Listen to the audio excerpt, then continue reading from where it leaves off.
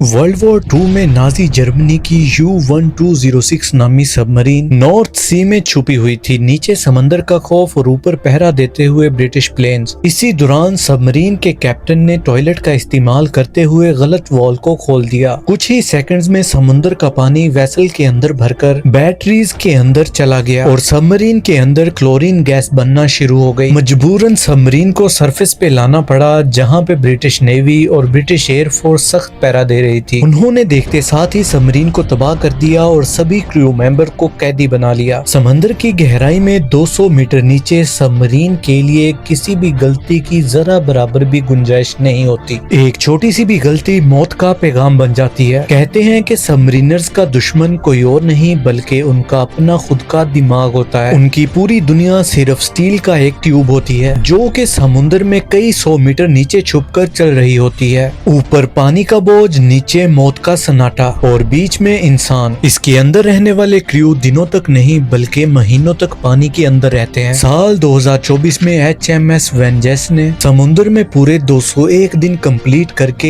एक नया रिकॉर्ड बना दिया। पर यहाँ पर सवाल ये उठता है कि 7 महीने से भी ज्यादा देर तक सबमरीनर समुद्र की गहराई में कैसे रहते हैं। सबमरीन में खाना, पानी और सबसे बढ़कर ऑक्सीजन की कमी को कैसे पूरा किया जाता है। इसके अलावा समुद्र की गहराइयों में टॉयलेट और दूसरे वेस्ट का क्या किया जाता है और अगर कुछ गड़बड़ हो जाए जैसे U-1206 के साथ हुई तो उनके पास क्या क्या ऑप्शन होते हैं। दोस्तों, अक्सर लोग सबमरीन को एक लग्जरी वेसल समझते हैं जहाँ पे कंफर्ट की हर चीज मौजूद हो, लेकिन असल में समुद्र में बाकी दुनिया से कटा रहना भी अपने आप में एक बहुत बड़ा चैलेंज है, फिर चाहे इसके लिए आप 5 स्टार स्वीट्स में ही क्यों ना मौजूद हो। और रही बात सबमरीन की, जो कि हकीकत में किसी कॉफिन से कम नहीं होती। ये एक तंग ट्यूब जैसी होती है जिसका काम ही समुद्र की गहराई में छुपकर तैरना है। अंदर जगह इतनी तंग होती है कि 2 लोग मुश्किल से भी एक बराबर चल सकें। इस वीडियो में हम बात कर रहे हैं नेवी सबमरीन्स की, जो देखने में तो काफी बड़ी लगती हैं, लेकिन इन्हीं के अंदर इंजन भी मौजूद होता है, कई महीनों का सामान भी और हैरत अंगेज तौर पर 130 क्रू मेंबर्स के लिए जगह भी। कंपैरिजन के लिए आपको बताते चले कि जहाँ पे एक नॉर्मल प्रिजन कैदी के पास 80 स्क्वायर फीट का एरिया होता है, वहीं दूसरी तरफ सबमरीन में एक क्रू मेंबर सिर्फ 20 स्क्वायर फीट की जगह को एंजॉय कर सकता है। तो अगर फिर यूं कहा जाए कि एक सबमरीनर किसी मिशन पे नहीं बल्कि 6-7 महीनों की कैद में जाते हैं तो ये भी कहना गलत नहीं होगा। यहाँ पे प्राइवेसी का कोई कॉन्सेप्ट ही नहीं होता। हर शख्स की प्राइवेट स्पेस सिर्फ उसके कंधों तक होती है। हर वक्त किसी न किसी का कंधा किसी से टकरा रहा होता है और यहीं से शुरू होता है सबमरीनर्स का पहला चैलेंज, जिसे कहते हैं क्लैस्ट्रोफोबिया। ये एक ऐसी कंडीशन को कहते हैं जिसमें तंग जगहों में इंसान खौफजदा हो जाता है, पैनिक अटैक्स होते हैं और हार्ट बीट तेज हो जाती है, दिमाग सही से काम नहीं करता और इस कंडीशन में जो भी फैसले लिए जाते हैं वो अक्सर गलत साबित होते हैं। इसीलिए नेवी सिलेक्शन के प्रोसेस में क्लैस्ट्रोफोबिया को बारीकी से ऑब्जर्व किया जाता है और अगर किसी में हल्के से भी असरात होते हैं तो कैंडिडेट को रिजेक्ट कर दिया जाता है। सबमरीन लाइफ का सबसे पहला चैलेंज आपकी नींद होती है।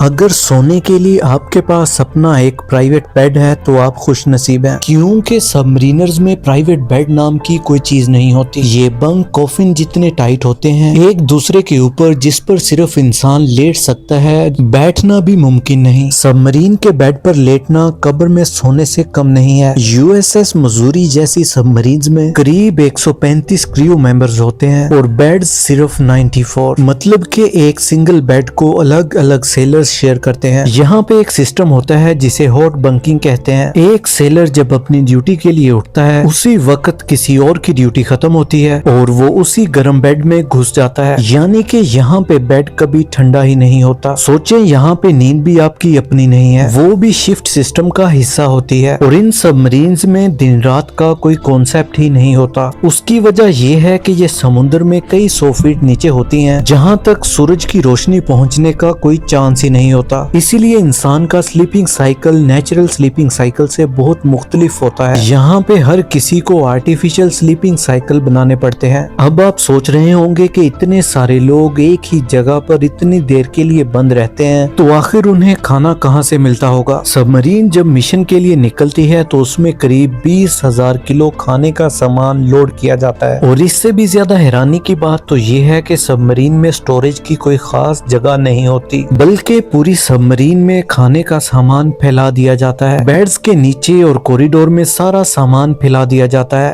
और क्रू मेंबर लिटरली उसके ऊपर चल रहे होते हैं। शुरू के कुछ दिनों में फ्रेश फ्रूट, वेजिटेबल्स और दूध दस्तयाब होता है। इनको शुरुआती हफ्तों में कंज्यूम करना होता है। उसके बाद पूरा क्रू फ्रोजन और कैंड फूड पे गुजारा करता है। पर सबमरीन्स पे खाना सबसे आला तस्वुर किया जाता है, क्योंकि खाना ही ऐसी चीज है जो समुद्र के कई मीटर नीचे क्रू का मोराल बढ़ाए रखता है। सबमरीन में खाना अगर बोरिंग हो जाए तो डिप्रेशन बढ़ सकता है। इसीलिए कुछ लंबे मिशंस पर आइसक्रीम मशीन्स भी होती हैं और स्टेक नाइट भी। यहाँ पे प्रॉपर किचन्स और शेफ्स होते हैं। और हादसात को कम रखने के लिए जितनी भी कुकिंग होती है वो इलेक्ट्रिक स्टोव और ओवन्स में होती है। और सबसे हैरानी की बात तो ये है कि नॉर्मली रोजाना दिन में 3 मील्स खाए जाते हैं, लेकिन सबमरीन्स में टोटल 4 मील्स होते हैं। ब्रेकफास्ट, लंच, डिनर और आखिर में मिडरेट्स। ये मिडरेट मील आधी रात के बाद सर्व की जाती है। उसकी वजह यह है कि सबमरीन के अंदर का माहौल इंतहाई स्ट्रेसफुल होता है, जिसकी वजह से क्रू मेंबर्स की बॉडी किसी भी आम इंसान से ज्यादा कैलोरीज बर्न करती हैं। उन्हें सुस्ती से बचाने के लिए एक एक्स्ट्रा मील ऐड की जाती है। और दूसरा, जिस शिफ्ट की ड्यूटी रात को होती है, बीच में उनके लिए मिडरेट मील ही एनर्जी का सोर्स होती है। और अब आता है सबसे हैरत अंगेज पार्ट, ऑक्सीजन यानी हवा। सतह समंदर से कई 100 फीट नीचे कोई विंडो नहीं होती, यानी कि जिसको खोल लिया और फ्रेश हवा अंदर आ गई। ये लिटरली एक सील्ड मेटल ट्यूब होता है। तो फिर सबमरीनर्स के लिए फ्रेश ऑक्सीजन कहां से आता है? इतने लंबे अरसे तक सबमरीन में ऑक्सीजन सिलेंडर रखना रिस्की भी हो सकता है, क्योंकि ऑक्सीजन एक फ्लेमेबल गैस है। इसीलिए सबमरीन में इलेक्ट्रोलिसिस का शानदार निजाम नस्ब होता है। समुद्र के नमकीन पानी को तोड़कर उसमें से ऑक्सीजन को अलग किया जाता है और बचने वाली हाइड्रोजन गैस को जाया कर दिया जाता है। सबमरीन में रोजाना हर एक इंसान करीब 600 लीटर ऑक्सीजन इस्तेमाल करता है। और अगर 130 क्रू मेंबर्स हों तो सबमरीन्स में मौजूद सिस्टम को 78,000 लीटर ऑक्सीजन प्रोड्यूस करनी पड़ती है। ये बिल्कुल ही अंडर वाटर स्पेस स्टेशन का सिस्टम है। और अगर ये सिस्टम फेल हो जाए तो क्रू मेंबर्स कुछ ही टाइम में सांस की कमी को महसूस करते हैं।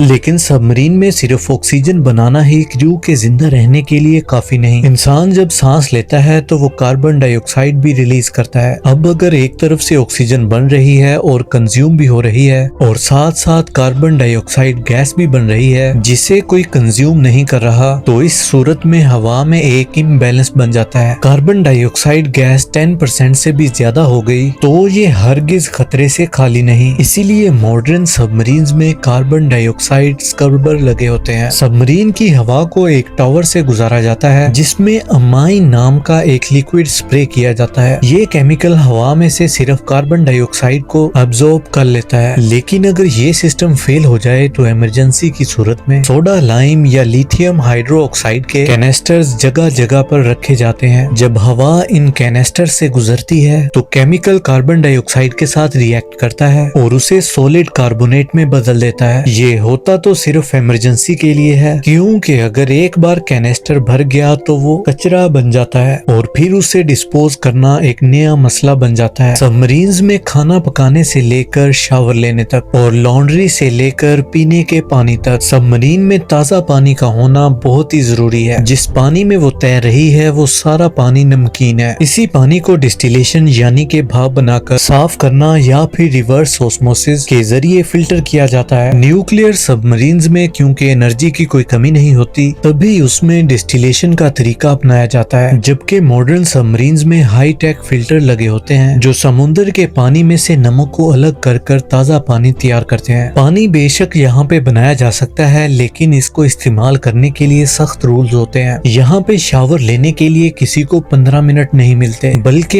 एक सबमरीनर्स को सिर्फ 60 सेकंड के लिए शावर इस्तेमाल करना होता है। समुद्र के बीच रहने के बावजूद एक सबमरीनर पानी की बूंद बूंद के लिए तरसता है। सबमरीन में कचरा बाहर निकालना भी एक बहुत बड़ा टेक्निकल चैलेंज होता है। सबमरीन पानी के इतने प्रेशर तले दबी हुई होती है कि अगर एक छोटा सा सुराख भी हुआ तो पानी सैलाब की तरह अंदर आ जाएगा। ठीक वैसे ही जैसे U1206 के साथ हुआ। तो फिर टॉयलेट वेस्ट से लेकर वेस्ट वाटर तक कैसे मैनेज किया जाता है? टॉयलेट वेस्ट पहले सैनिटरी टैंक्स में जमा होता है। जब ये टैंक भर जाता है तो इंतहाई पावरफुल पंप्स का इस्तेमाल करके वेस्ट को समुद्र में ही डिस्पोज कर दिया जाता है। ये पंप समंदर के प्रेशर से ज्यादा ज्यादा प्रेशर लगाते हैं। इस दौरान वॉल्व्स का सही सीक्वेंस में खुलना लाजमी होता है। अगर बाहर का वॉल्व पहले खुल गया और अंदर का बाद में तो समुद्र का पानी सबमरीन में ब्लास्ट हो सकता है। सॉलिड ट्रैश की बात की जाए तो इसको कॉम्पैक्ट करके स्टील कंटेनर्स में पैक किया जाता है और कभी कभी इसे टॉर्पीडो के जरिए बाहर लॉन्च कर दिया जाता है। बाकी सारा काम तो मशीन संभाल लेती हैं, लेकिन इंसान का क्या?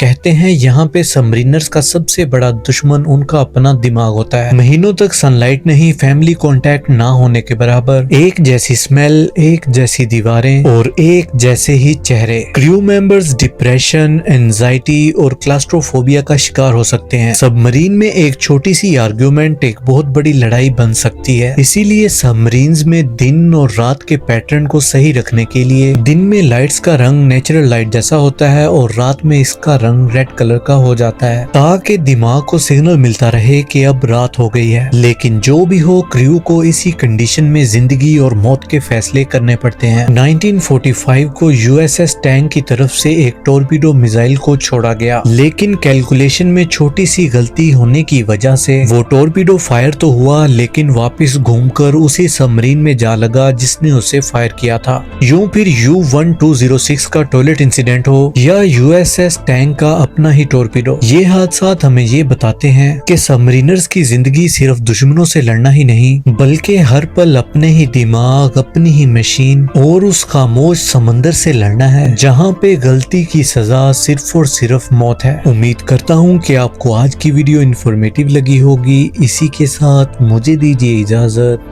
Good bye.